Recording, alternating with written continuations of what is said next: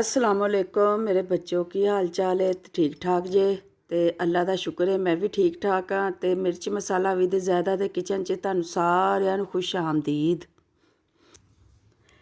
ਅੱਜ ਅਸੀਂ ਪਕਾਉਣ ਜਾ ਰਹੇ ਹਾਂ ਲੀਵਰ ਤੇ ਯਾਨੀ ਕਿ ਕਲੇਜੀ। ਤੇ ਕਲੇਜੀ ਦੇ ਫਾਇਦੇ ਵੀ ਬੜੇ ਨੇ। ਕਲੇਜੀ ਖੂਨ ਪੈਦਾ ਕਰਦੀ ਹੈ ਤੇ ਵੈਸੇ ਵੀ ਬਹੁਤ ਜ਼ਾਇਕੇਦਾਰ ਹੁੰਦੀ ਮਜ਼ੇਦਾਰ ਹੁੰਦੀ ਹੈ। ਮੈਂ ਤੁਹਾਨੂੰ ਕਲੇਜੀ ਬਣਾਉਣ ਦਾ ਤਰੀਕਾ ਦੱਸਣੀ ਆ ਤੇ ਵੇਖੋ ਕਿਵੇਂ ਮੈਂ ਕੱਟਣੀ ਪਈਆਂ। ਲੰਬਾ ਲੰਬਾ ਬਰੀਕ ਬਰੀਕ ਕੱਟਣਾ ਹੈ ਤੇ ਇੰਜ ਜਲਦੀ ਗਲ ਜਾਂਦੀ ਹੈ ਤੇ ਨਾਲੇ ਨਰਮ ਰਹਿੰਦੀ ਹੈ ਤੇ ਇਹਨੂੰ ਤਾਜ਼ੀ ਤਾਜ਼ੀ ਖਾਓ ਤੇ ਫੇਰ ਹੀ ਮਜ਼ੇਦਾਰ ਲੱਗਦੀ ਹੈ।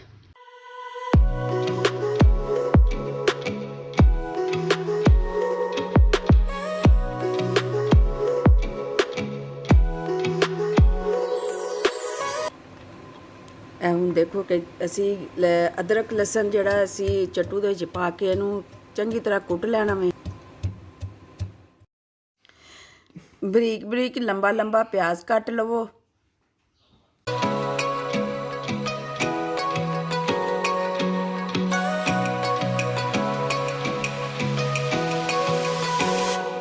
ਹੁਣ ਅਸੀਂ ਟਮਾਟਰ ਕੱਟਣ ਲੱਗੇ ਇਹ ਵੀ ਬਰੀਕ ਬਰੀਕ ਕੱਟ ਲੈਣੇ ਜੇ।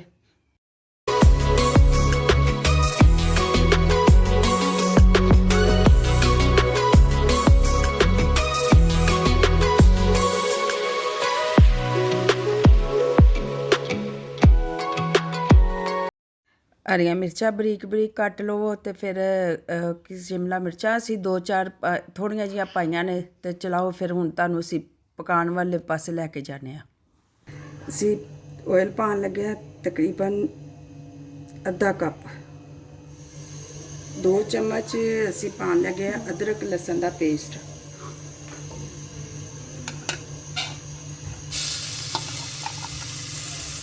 एक अदद प्याज पाउण लगे बरीक प्याज कटिया ते हुण असीं इहनूं फ्राई कर रहे हैं।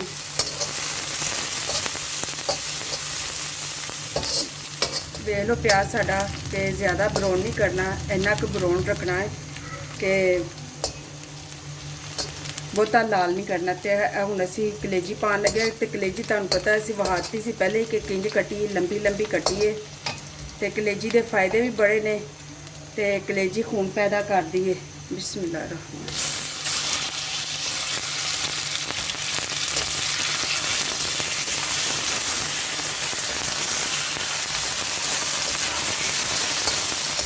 देखते पे जे कि कलेजी असीं विच पाती कलेजी नूं असीं चंगी तरह फ्राई कर लेना वे ते माशाअल्लाह दी खुशबू कितनी प्यारी आ रही है।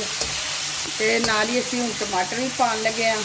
देखते पे जे साडी कलेजी फ्राई हो रही है। प्याज लहसुन अदरक पा के असीं चंगी तरह भुन लिया वे कलेजी नूं ते असीं हुण पाना में 2 अदद टमाटर ने बरीक कटे 4 तो 5 मिर्चां ने बरीक कटियां ते शिमला मिर्च भी असीं तादाद विच थोड़ी जी बस पानी है। देखते पे जे ना इंज। बिस्मिल्लाह रहमान रहीम।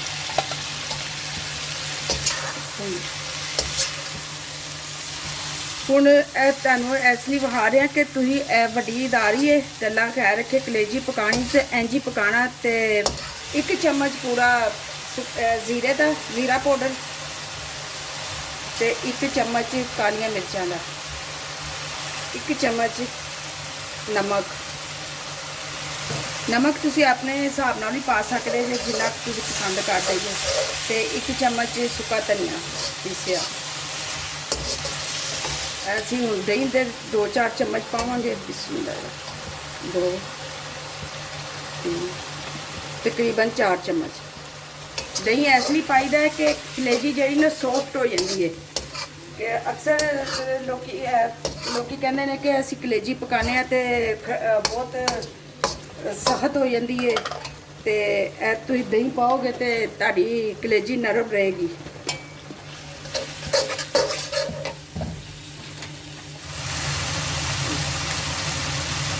जिवें कि देखते पे जे कि साड़ी कलेजी बिल्कुल तैयार हो गई है। तो माशाल्लाह कलर देखो कितना प्यारा आया है तो माशाल्लाह खुशबू बहुत ही मज़ेदार है। तो तुसीं भी इंज ही ट्राई करना ते बना के ते फिर खा के तो मैनूं कमेंट करके दसना जे कि मेरी रेसिपी कैसी लगी है। हुण मैं सर्व करके तुहानूं दिखानी हाँ। सर्व कर लिया वे ते हुण मैं तुहानूं डेकोरेट करके दिखानी हाँ।